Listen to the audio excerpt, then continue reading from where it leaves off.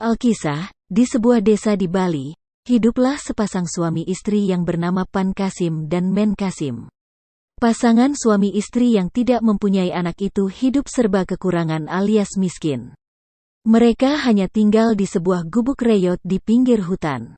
Untuk memenuhi kebutuhan hidup keluarganya, Pan Kasim setiap hari mencari kayu bakar di hutan untuk dijual ke pasar atau ditukar dengan kebutuhan hidup sehari-hari lainnya.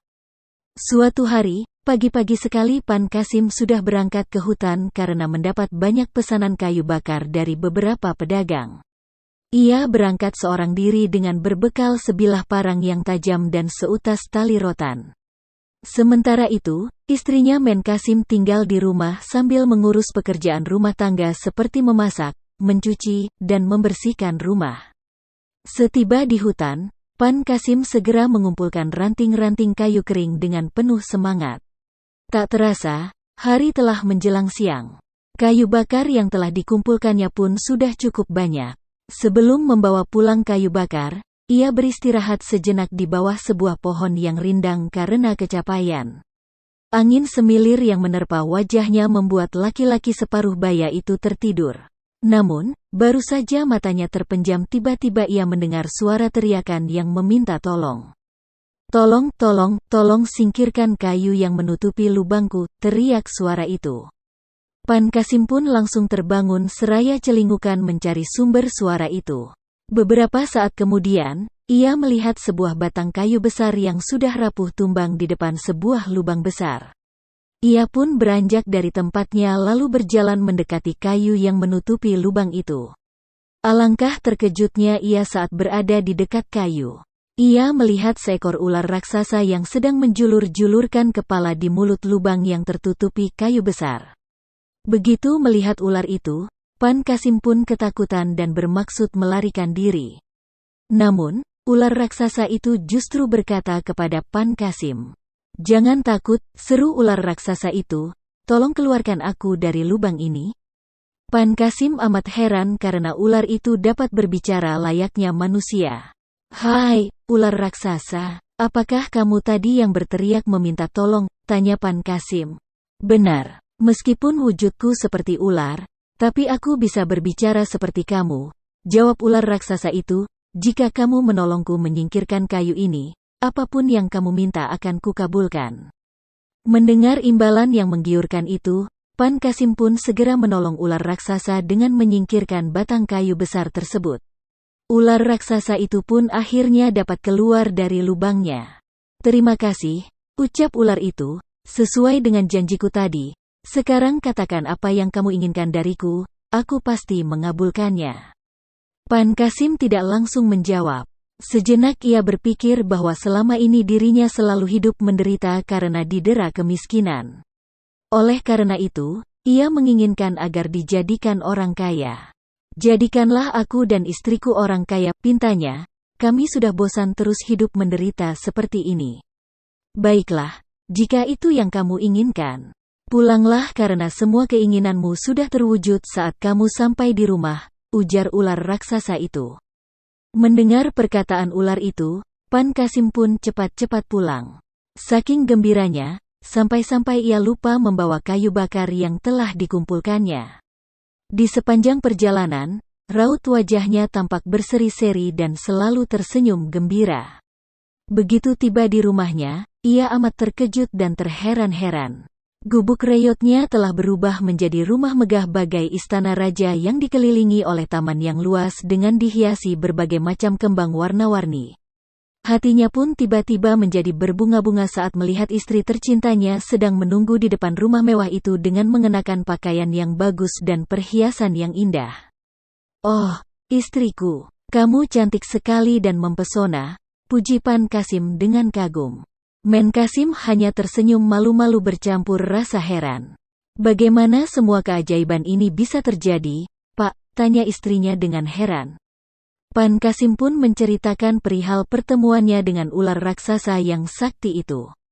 "Semua ini berkat bantuan seekor ular raksasa yang aku tolong di hutan tadi," jelas Pan Kasim.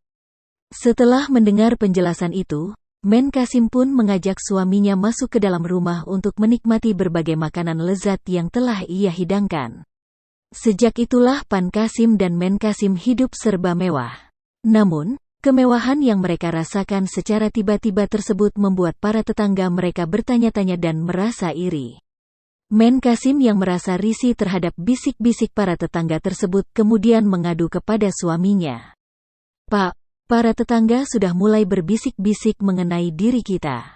Mereka mengira harta kekayaan yang kita miliki adalah hasil rampokan," keluh Menkasim. "Sudahlah, Bu, tidak usah kamu risaukan tuduhan para tetangga itu. Mereka itu iri melihat kita," ujar Pankasim. Menkasim pun berusaha menepis perasaan risih itu.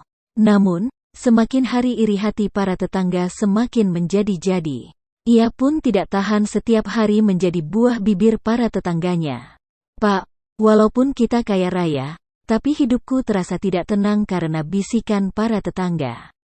Bahkan mereka kerap menghina kita," keluh Menkasim. "Mintalah kepada ular itu agar orang-orang menghormati kita." Pankasim yang sangat menyayangi istrinya segera berangkat ke hutan untuk menemui ular itu. Di hadapan ular itu, ia pun menyampaikan keinginan istrinya. "Baiklah, akan kujadikan kalian raja dan permaisuri. Pulanglah, saat kamu tiba di rumah kamu akan berubah menjadi seorang raja," ujar ular itu, "tapi ingat, kamu harus menjadi raja yang adil dan bijaksana." Setelah mendengar pesan itu, Pankasim segera pulang. Sebelum tiba di rumah, ia sudah dijemput oleh beberapa orang pengawal dan langsung diantar ke istana. Rupanya, raja di negeri itu mengundurkan diri karena ingin bertapa di puncak gunung. Pankasim pun diminta untuk menggantikan kedudukannya. Maka, pada hari itu juga, Pankasim dinobatkan sebagai raja dan Menkasim menjadi permaisuri. Sebagai seorang raja, Pankasim memiliki kekuasaan penuh di dalam istana. Mereka sangat dihormati sehingga apapun yang perintah mereka pasti dituruti oleh para pengawal dan seluruh rakyatnya. Suatu hari, permaisuri Menkasim ingin memakai kebaya kesayangannya. Ketika ia meminta kepada dayang untuk menyiapkan, kebaya itu ternyata belum kering karena hari sering hujan. Selang beberapa hari kemudian, cuaca kembali terang.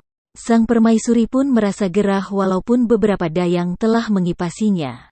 "Aduh, kenapa seluruh badanku terasa gerah begini?" keluh Menkasim. "Ampun, permaisuri, hari ini matahari bersinar dengan amat terik," jawab seorang dayang. Permaisuri Menkasim yang sudah tidak tahan menahan rasa gerah tersebut kemudian mengajak para dayangnya untuk mandi di taman. Saat sedang mandi, terik matahari yang begitu panas membakar kulit sang permaisuri sehingga menjadi hitam. Dengan geram, permaisuri Pankasim itu memurkai matahari yang telah membakar kulitnya.